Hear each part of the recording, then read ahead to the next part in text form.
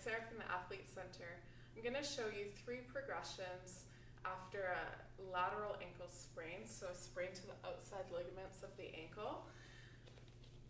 This is a way to increase the strength and control of lateral movements, as we cannot prevent all rolling of the ankles.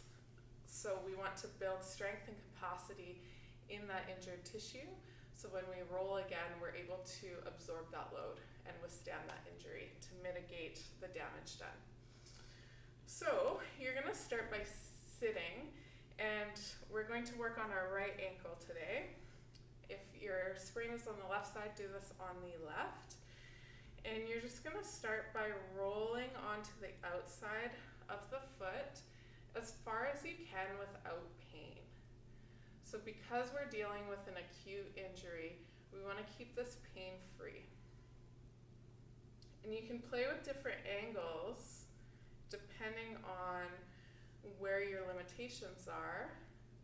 So we might add a little bit more plantar flexion, which is toes down, to get more the top of the ankle. Or we might lift the toes up and roll to get more the back of the ankle. Or we might just keep it in a more neutral position. If you find pain, I want you to back off a little bit and then do an isometric contraction. So you're just going to gently push that ankle into the ground. So we're loading that tissue in that specific range. And then see if you can go a little bit further without pain. Once you're able to get full range of motion without pain, you can progress to level 2.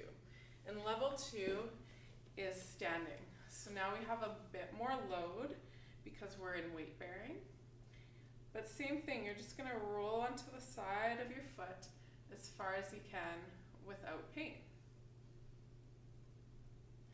And again, we might roll forward a little bit or roll back, trying to get every nook and cranny of that ankle so that we feel confident in all of our activities, that if we find ourselves in a rolled position or in an inverted position, that the body can absorb that load.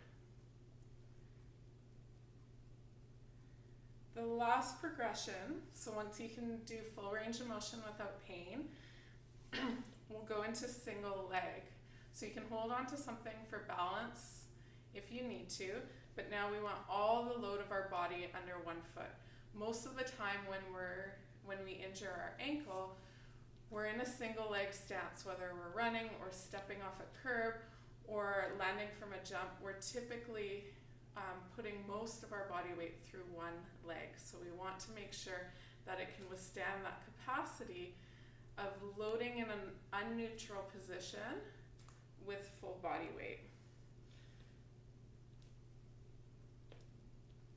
So you can see I'm struggling a little bit with balance here, so I'm just doing a little kickstand. Or I can grab something to give me a little bit of balance support without taking any body weight, because I want all that load through the foot. Okay, if this is too painful, you can start with more of a kickstand and gradually increase the load that's going through the ankle. And again, we want full range of motion, pain-free, before progressing on. Let me know how that goes.